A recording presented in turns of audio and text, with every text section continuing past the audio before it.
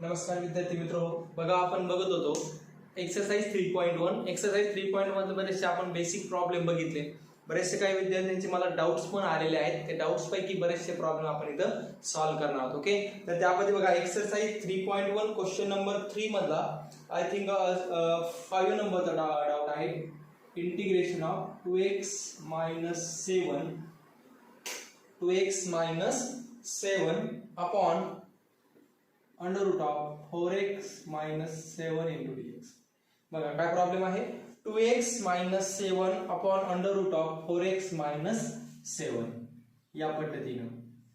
मग यामध्ये सॉल्व्ह करताना आपण कोणती मेथड वापरली ही खूप महत्वाची आहे. तर आपण याचं काय बघूया सोल्युशन. लक्षात घ्या, I is equal to integration of 2x minus 7 हा प्रॉब्लेम आहे एक्सरसाइज 3.1 क्वेश्चन नंबर 3 मधला 5.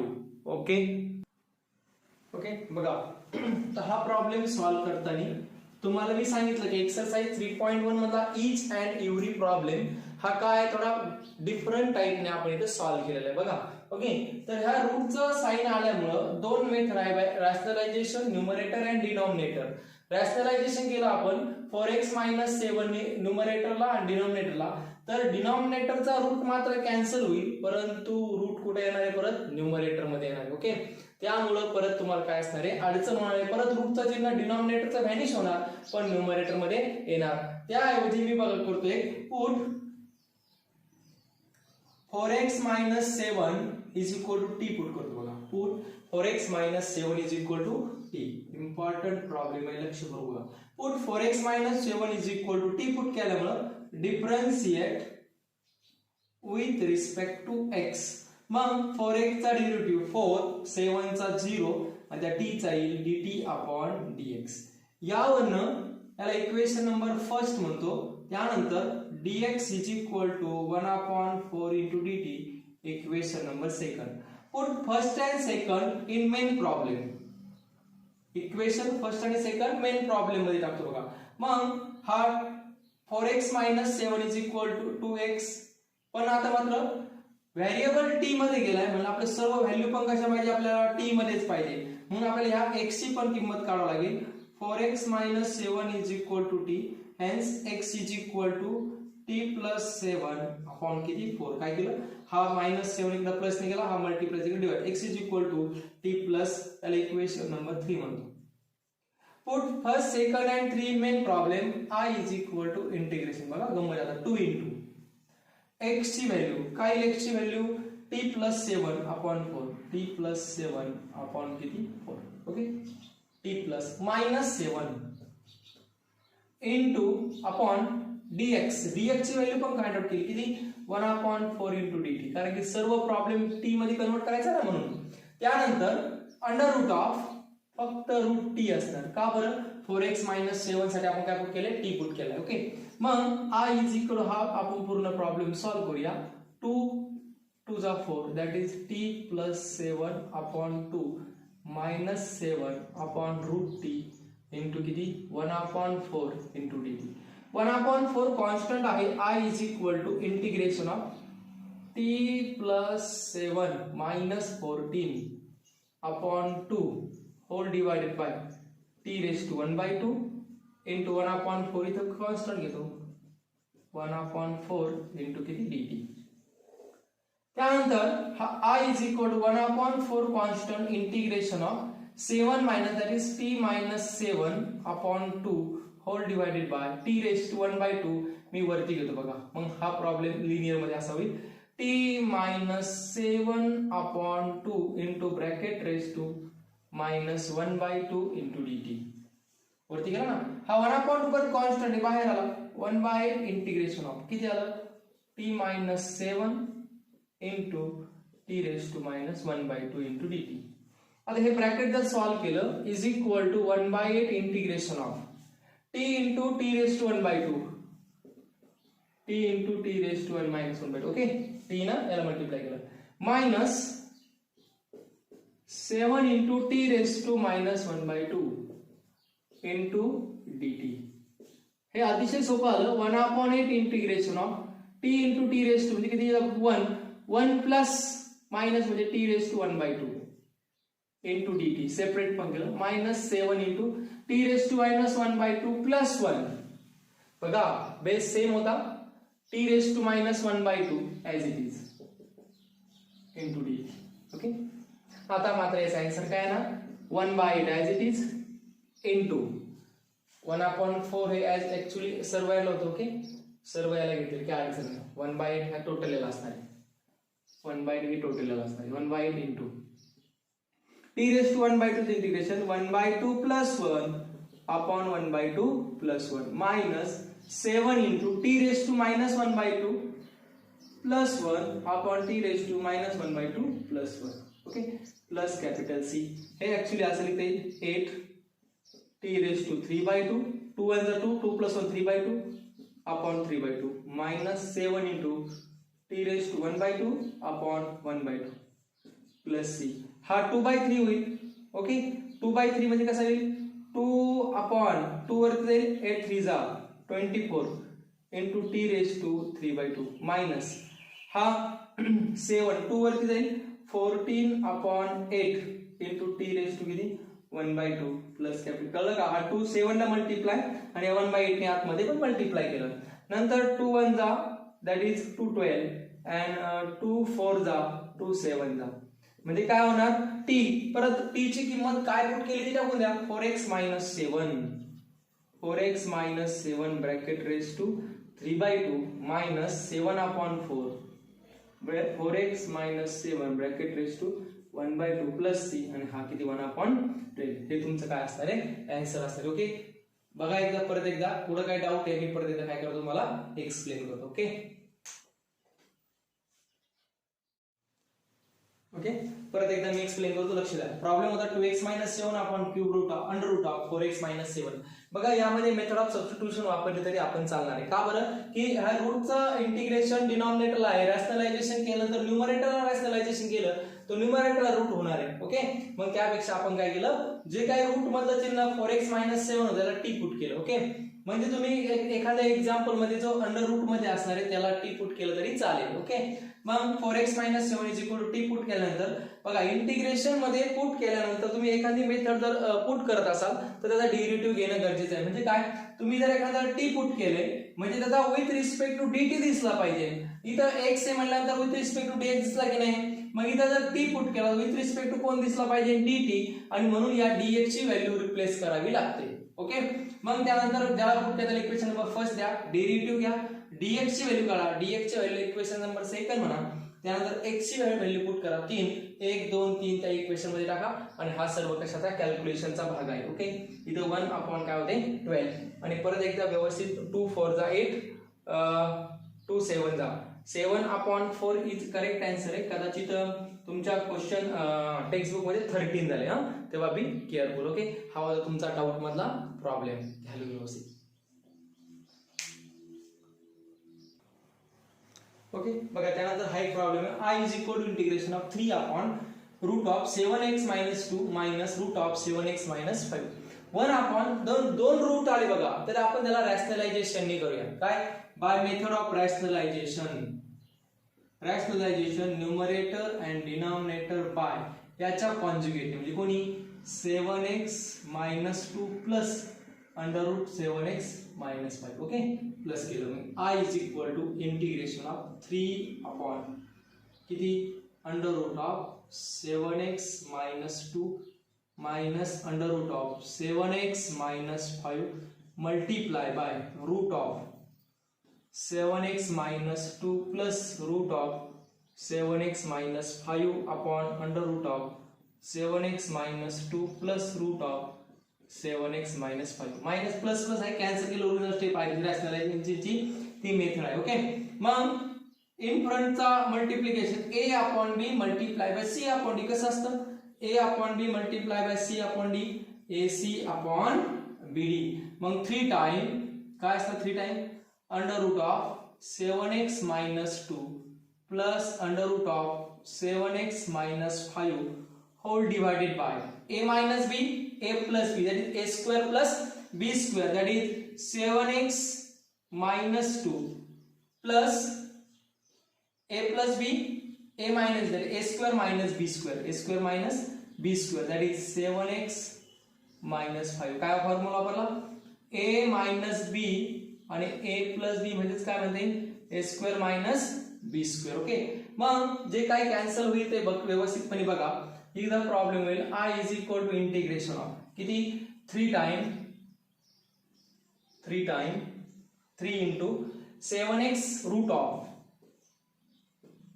7x minus 2 plus root of 7x minus 5 bracket complete upon काय होणार आहे हा minus plus 7x minus 7 minus plus that is minus 2 plus 5 that is 3 ला 3 get cancel. मग I is equal to integration of काय I is equal to integration of root of 7x minus 2 into dx plus integration of 7x minus 5 into dx.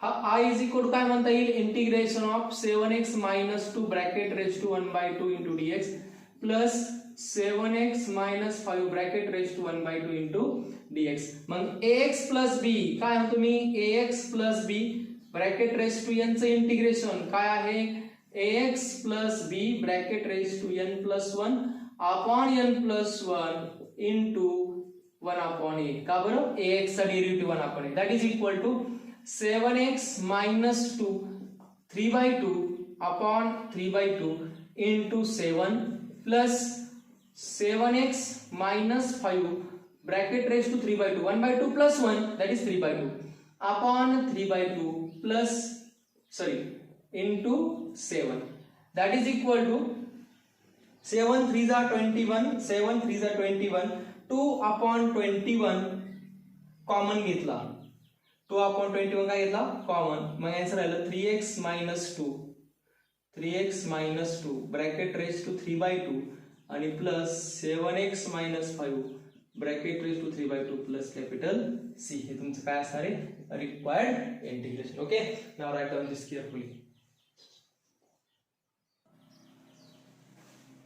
Okay, त्यानंतर बघा अजून एक doubt होता exercise 3.1 मधला question number 7 चा f dash of x is equal to x minus 3 upon x square 3 upon x cube 3 upon x cube. Okay, आणि त्यानंतर is f of 1 is equal to 11 upon 2 असेल तर find f of x. Okay, हा CET साठी असणारा question महत्त्वाचा आहे. CET लेवलला या पद्धतीने भरपूर काही प्रश्न असतात. त्यांनी म्हणलेलं आहे की जर एखाद्या फंक्शनचा derivative x minus 3 upon x cube येत असेल आणि त्या फंक्शनची f ऑफ 1 ची व्हॅल्यू 11 अपॉन 2 येत असेल तर कोण फाइंड आउट करा f of x find out करा. बघा हा व्हिडिओ व्यवस्थित बघा, हा प्रॉब्लेम लक्षात घ्या. तुम्हाला कोण शोधायचं आहे रे f ऑफ x शोधायचं आहे. तुम्हाला काय माहिती आहे f डॅश ऑफ x माहिती आहे. मग आपल्याला माहिती आहे integration of d by dx of f of x. Okay, किंवा अजून एक सांगतो integration of f dash of x dx is equal to f of x. Okay, हे महत्त्वाचं इंटिग्रेशन ऑफ f डॅश कसं इंटिग्रेशन आहे तसं f डॅश ऑफ x कसं लिहिणार d by dx of f of x into dx. Okay, बघा integration dx आणि f dash of x म्हणजे कोण integration and derivative are cancel. तसं लॉग आणि अँटीलॉग कॅन्सल होतं, इंटिग्रेशन अँड डेरिव्हेटिव्ह काय कॅन्सल f ऑफ x. म्हणजेच काय तुम्हाला दिलेल्या f डॅश ऑफ x चा f डॅश ऑफ x चं इंटिग्रेशन घेतलं तर तुम्हाला f ऑफ x मिळत असतं.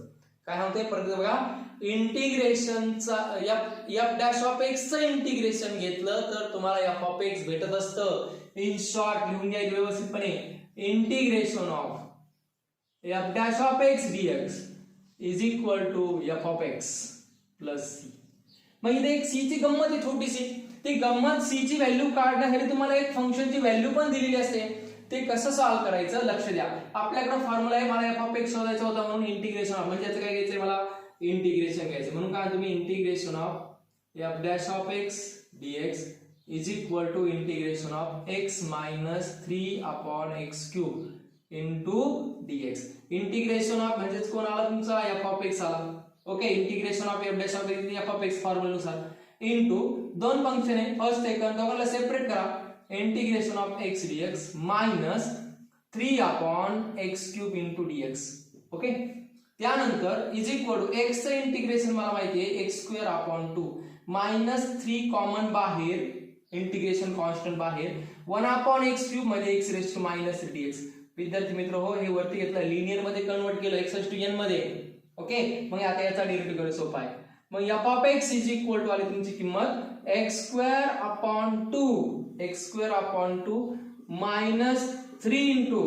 x⁻³ चं integration minus 3 + 1 upon minus 3 + 1 that is equal to f(x) is equal to plus capital C integration constant x²/2 minus किती minus 3 + 1 that minus 2 3 into x⁻² upon minus 3 minus 2 plus c minus minus काय होणार plus होणार आणि एक सुंदर असं f(x) तुमच्या समोर x²/2 minus minus plus 3/2x².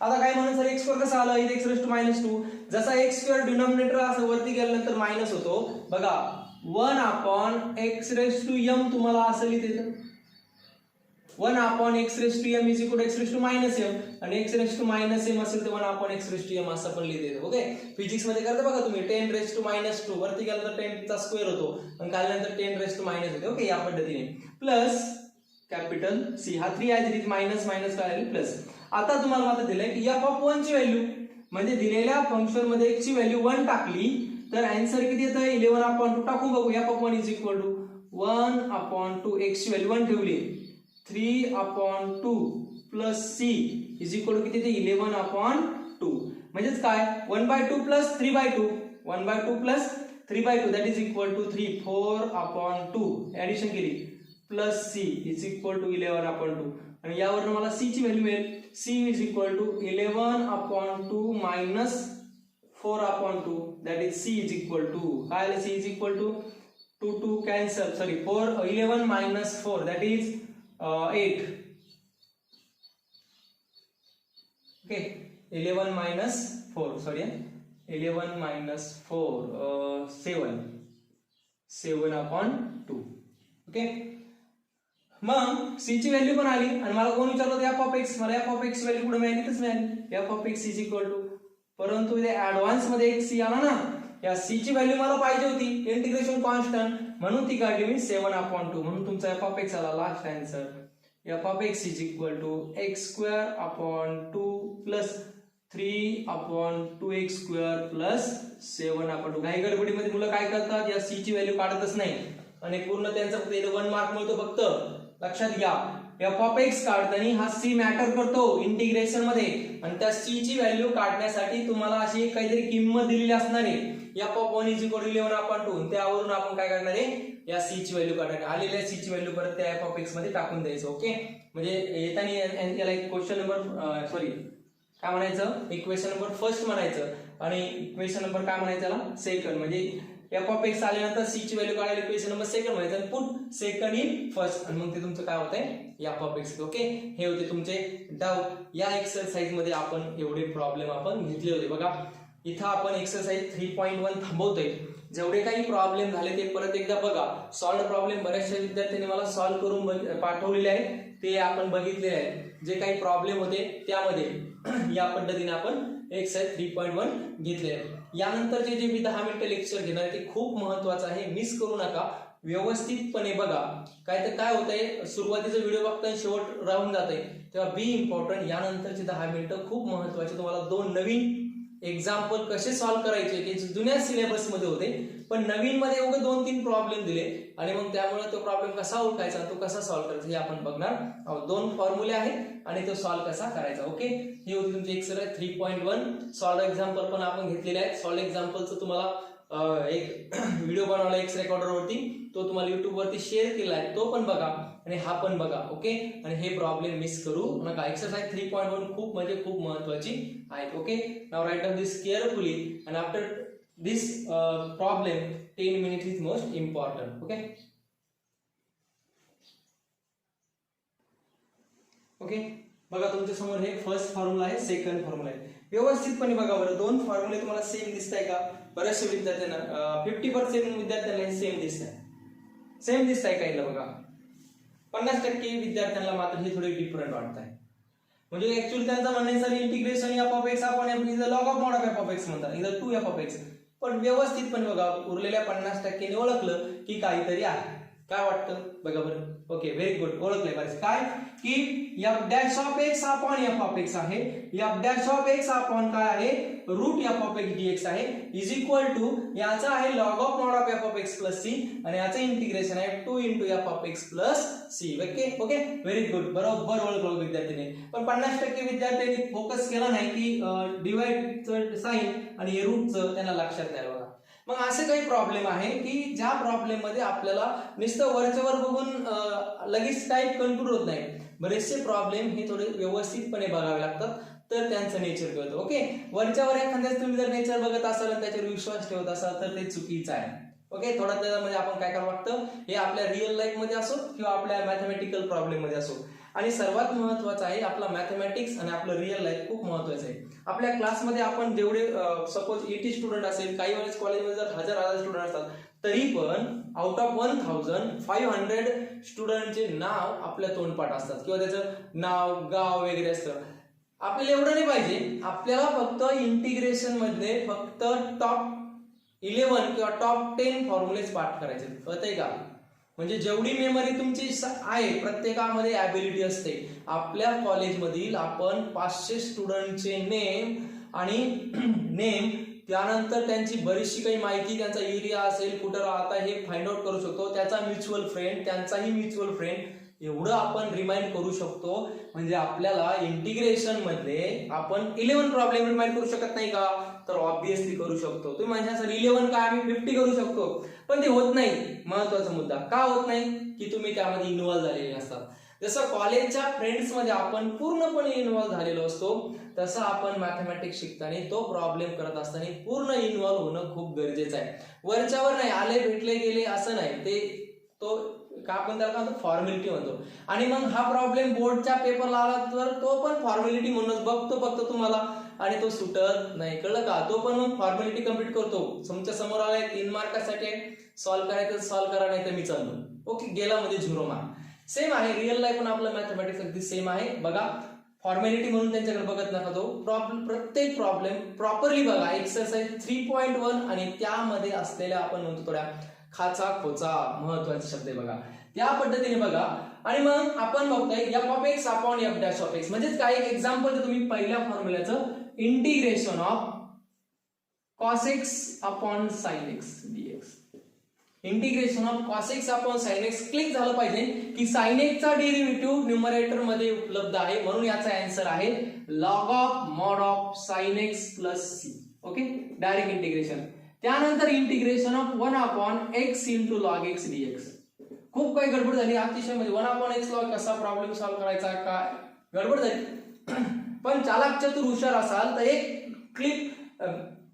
एक क्लुप्ती त्यांच्या ध्यानात आहे की लॉग एक्स आहे, लॉग एक्स चा डेरिव्हेटिव्ह 1 अपॉन x येतो म्हणजे ऑब्वियसली याचं integration log of mod of log x plus c आहे. त्यानंतर integration of sec square x upon tan x plus c dx. Problem बघितल्या इंटिग्रेशनचा आहे भरपूर पार एकदम असं तुम्ही भयभीत आहात. पण नीट निरीक्षण करा tan x चा डेरिव्हेटिव्ह न्यूमरेटर मध्ये उपलब्ध आहे. Answer direct log of mod of tan x plus c.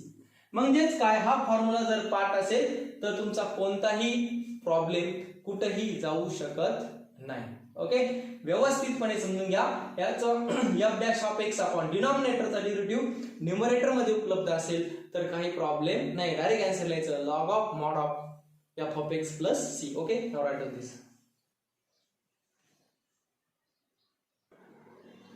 बघा त्यानंतर आहे i is equal to integration of काही पण घ्या, इथे घ्या cot x 1 अपॉन sin x वगैरे काय झालेलं आहे. ओके इथं घेऊ आपण under root of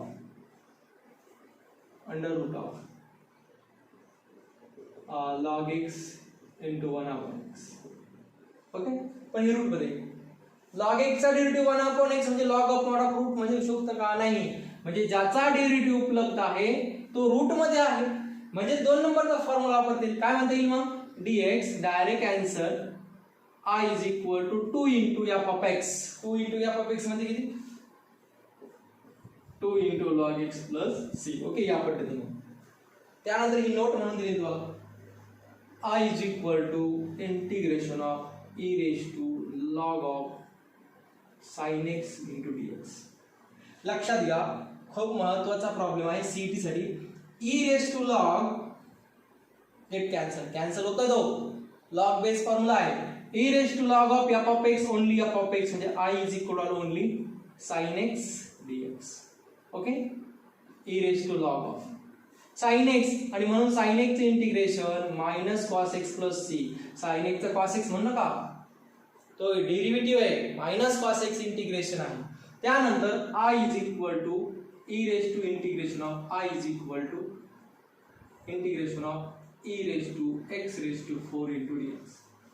e raised to log of f of x म्हणजे only f of x I is equal to x raised to 4 dx आणि x raised to 4 चे integration I is equal to x raised to 4 चे integration x raised to 5 upon 5 plus capital C. Okay हे होते पहिला problem. दुसरा आणि हा तिसरा हा तुमच्यासाठी खूप महत्त्वाचा आहे. ओके न्यूमरेटरचा डिनॉमिनेटरचा डेरिव्हेटिव्ह न्यूमरेटर मध्ये उपलब्ध राहत असेल तर त्याचा आन्सर येतो log of mod of f of x.